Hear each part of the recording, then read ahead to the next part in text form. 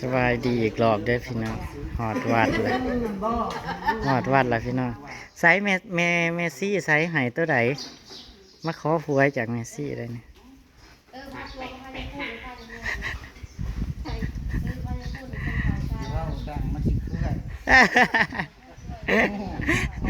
เพิ่นได้ตัวเด็ดอยู่ได้พี่น้องเพิ่นได้ตัวเด็ดอยู่ใส่เว้ากันกับเมซี่สององค์มื้อเช้านี้เบิ่งนี่มันงาน นี่ สิ จ้า ง่ายลง นี่จ้านี่จ้าเบิ่งเอาเด้อพี่น้องนี่ไห้เลยเด้อไห้เลยเด้อแนวทางเด้อ ต้องเรื่องม้าบักอ้วนดอกไห้มันทาการด่า เมื่อกี้มันก็กัดดากนะเมื่อกี้นี่นะมา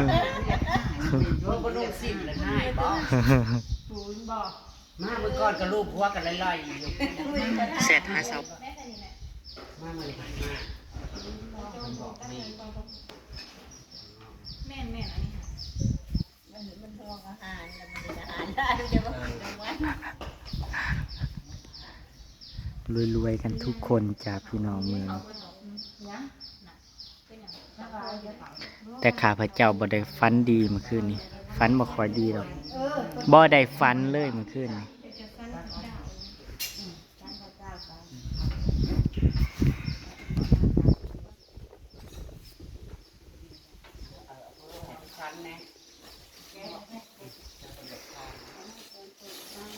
สวรรค์เพิ่นก็มาเพศพี่น้องสรุปซึกมืออื่น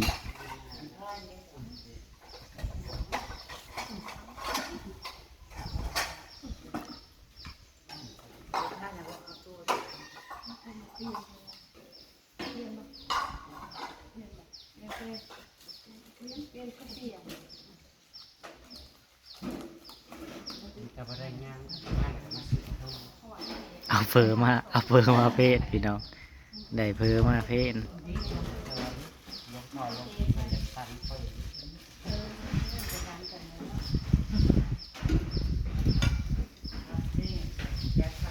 ว่าก็อยากคือว่าง่ายเท่าเก่งอีดิ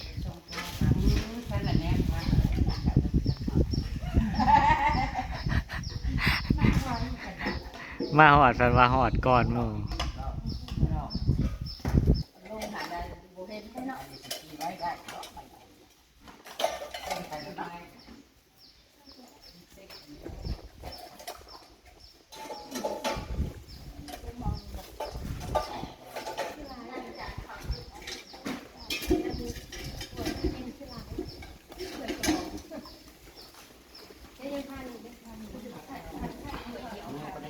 นงเสริมเด้อเป็นพ่อออกเด้อมื้อนี้เด้อ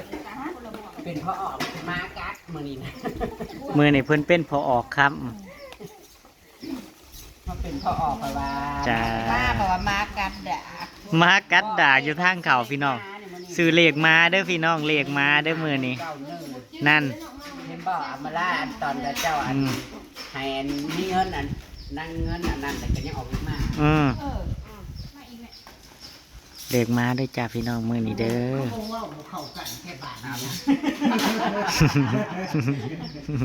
ไปก็ได้เพราะบอกว่าบ่เข้ากันเริ่มบ่เข้ากันแล้วกับพ่อออกสีเนาะเป็นพ่อออกแล้วมาถึงกัดพ่อออกโค้งยาวแปลกเนาะมาปกติคือยังหามันมากมึงนี่เพราะว่าแลนกัดโหลดเขานะถ้าจะพูดเนี่ยคือนะ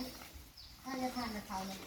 คือเราคือคนจะทำเราเนี่ยเอาคนอันนั้นคนคนหนึ่งเนาะแม่อันเสร็จแล้วเพิ่นปรุงให้เพิ่นใส่ให้เพิ่นปรุงเองบ่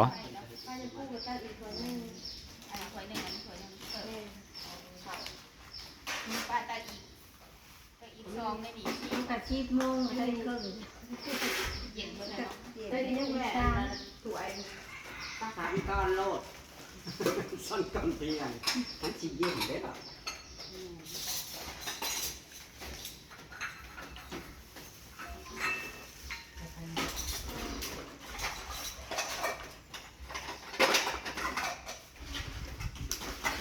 นี้นะระหว่างนักสืบจันทร์นักถวายระหว่างนี้ถ้าได้ไปจะระเบิดเป็นยากจันทร์บ่ได้แล้วมันสืบจันทร์นักถวาย เพิ่นปลูกเองนั่นนี่ป่ะเนาะทุกวันนั่นแหละ ปรุงให้เพิ่นเลยบ่ให้เพิ่นปรุงเอง เสร็จบุอื่นบอกป้าหากระสิบได้ มันสิบ่อืดบ่เพิ่ง10 โมง เอา เจ้าคือบ่แยกน้ำไป อันนี้เพิ่ง10 โมงครึ่งก็บ่เป็นหยังบ่พาวให้เพิ่น ให้เพิ่นส่งนี่ ไม่ได้สาดนะเจ้าเป็นไงโอ้ยเจ้าลายวัดป่ะ วันคือมี2,000ต้อ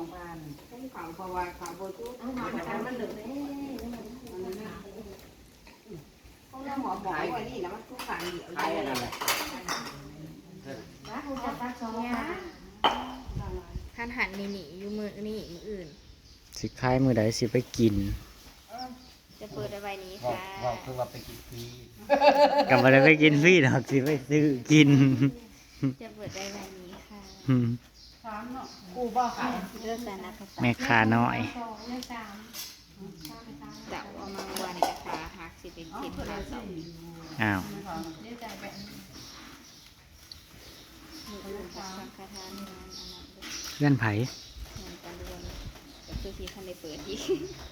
อ๋อ เตรียมมาถึงอาทิตย์แล้ว เฮ็ดสังฆทาน เนาะ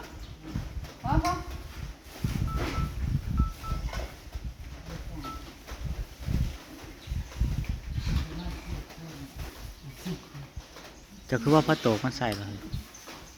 เจะสิใส่ผ้าใดเอาพระโตกมันใส่อ่ะ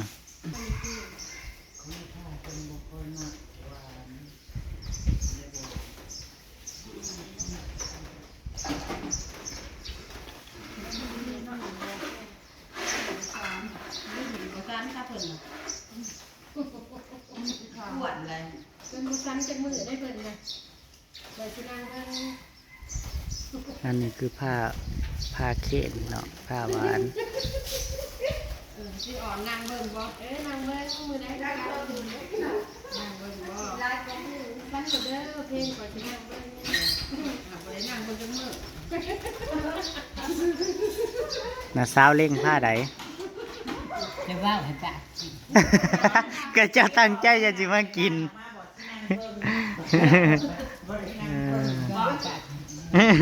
ก็เจ้าตั้งใจมากินให้อย่าพาเว้าเนาะ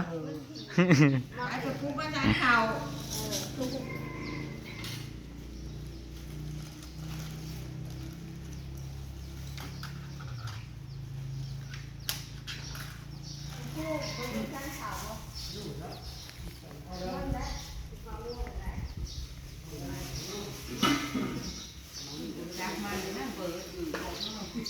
มันจักกว่าหน้ามันก็ตีแต่หน้า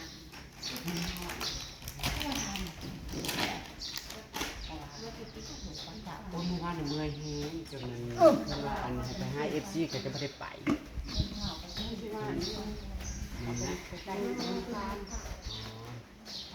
คนนี้นะไม่ไหวอ๋ออ๋อถึงนอน วันอังคารมาใหม่ มานั้นลุงคนไหนลุงคนพามาเลยคนไปนอนไปกินอะไรทางทะเลไปห้าบเลยไปนอน เพื่อนเขากันกินแต่ก็ไม่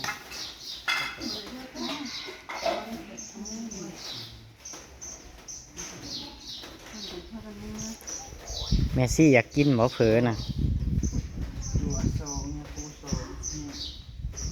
แมนเบ ผสมมาแบบเลยไม่ชอบมันต้องกินคนที่ไม่ท้าซ้ำไปยันตัวเป็นปีจำรวมเด็กว่า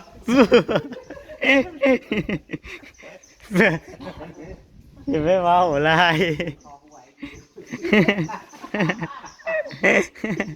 โอ้ยมากับมากันด่า หมากัดดากมันเพิ่นเราบอกเลขเจ้าอีหลีแล้วน่ะ นั่นดิเฮ้ยกับข่อยได้หามาแหละนั่นเอา1ใส่หา1ไป เ เลขที่ข่อยมาก น้ำบอก แม่เรามาแต่ใช้ หน้าข่อยได้มาเลขหา ใช่แล้วอันนั้น เอามากัดก็คือซื้ออายุน้ มันยุ่งว่าจ้ะ ำอายุมาสิหูบอก เนาะ บ่รับซื้อ จะ จ้า ได้ ได้ เล ไง ย มา อืม บ่ประธานร้านมันถามเลยนะนี่มันคนละมาเรียนดี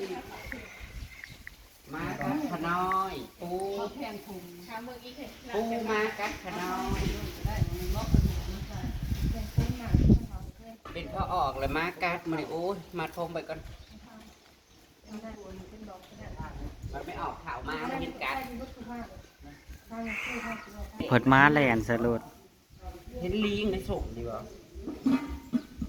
แม่จะกล้าชม เฮ้ยฝ่าวซื้อเฮ้ย โอ้ยเฮ้ยเขาจะไปวิ่งเงินซื้อ โอ้มามันก็มาเรียนเนาะ โอ้ยมือก้อนลูกพวกกันเล่นอยู่ ซื้อให้ข่อยแน่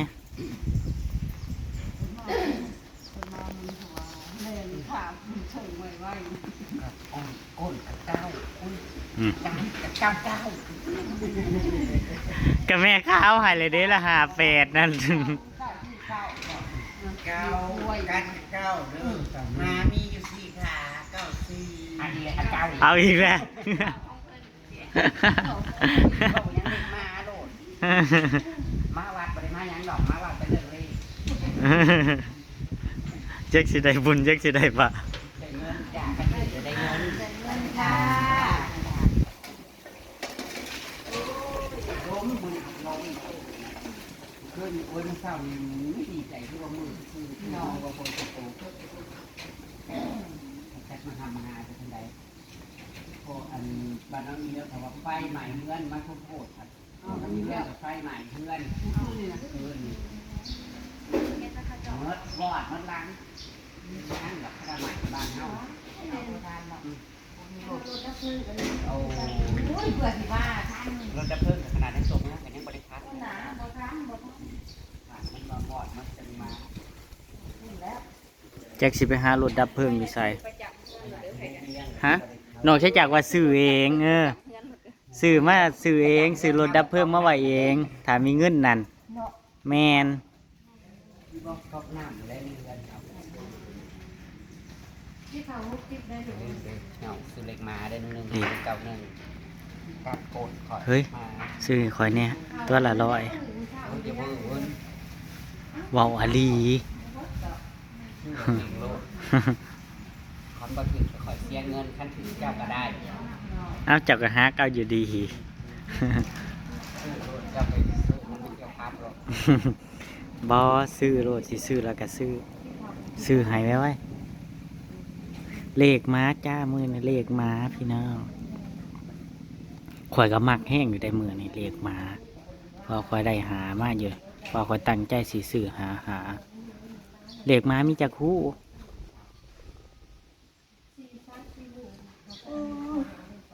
มันกัดกันเลยออกเลยคือยิ่งยิ่งหูมีมันมาเห็นดี จักว่าเพิ่นเห็นลิงว่าจักกัดอาลีได้จนดึงส่ง ส่งขาดแล้วว่าจัก ให้ข้าวบอกให้ได้ ดอกมาสักอย่างนะ ว่าซักยาหรอวะ ท่านเห็นขาผมไม่ดอกนี่มันขาเป็นข้าวที่ชื่อว่า ครับต้นใหญ่เลยนอนเล่นใช่ปะวะอย่าซื้ออย่าใส่มาจะเกลือแล้วส่งเลย อย่ากลัวเด็ดึงส่งอยู่ไวๆเด้ เจ้ามามันเจ้าก็มีสิมา อืม เอ้ยยังไง อีกอย่างใส่สีแดงน้ำหันนะ มามันก็มีถั่วหน่อยมันไม่ได้ขาดหัวใช่ปะนะครับ โอ้ยจะได้ซื้อแล้ว บ่แมนมือนี่ได้พี่น้อง มืออื่นเพิ่นได้ซึกแล้วมืออื่นเพิ่นก็ได้ซึกแล้ว เตรียมเป็ดสิเฮ็ดเลือด เตรียมเป็ดสิเฮ็ดเลือดแป้งละใดแมน อย่ามาให้ยิงแหละ เอ้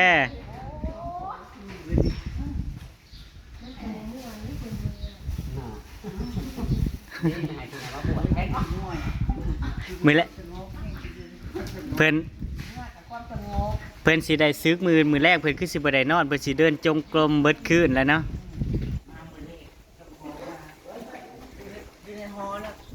มีชี้ร้ายเป็นชิป อืม ขนาดมาเมื่อแรกสิมานอนอยู่นี้ อืม คนสงบเอาไปเอามาบัดนี้บริสงบที่พอเดึกๆมาบัดนี้ใบตองเนาะช่วงใบตองหล่นเนาะ อยากซึกบัดนี้ ว่าบริมีความสงบอยู่บนคืนกวด กวดเบิดคืนพี่น้อง เพิ่นกวดใบใหม่เบิดคืนอยู่ได้นี่อยู่ในกุฏิ ลมมันอู้ประมาณนี้ มันผัดใบตองแหงเนาะ มาบัดนี้ผัดเนาะมุ้งแล้ว เอาติป้ามุ่งแล้วไว้อีหลีไว้อีหลี ใส่จอดอีกแล้วคุณพระธรรมคุณพระสวยคอมแท้คุณพระธรรมอาลีโอ้ยยากนะตอนนั้นเนาะ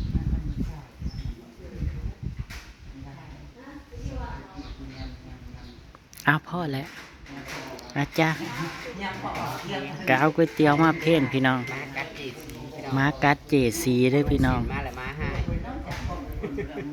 เป็นพอออกแล้วมาบ่จื้อ มาบ่จือมาจนดึงส่งกันพี่น้อง ส่งขาดแล้วบ่จักเพิ่นก็ซึกมืออื่นเนาะพี่น้องแม่ข้าว ซุ่มมานะ แม่ซี่เพิ่นสิซึกมืออื่นพี่น้องมือนี่ก็บ่ได้นัดไม้แล้วพี่น้องซุ่มมากกับมาเจอกับสาวันเนาะพี่น้องไปแล้วพี่น้องสวัสดีครับผม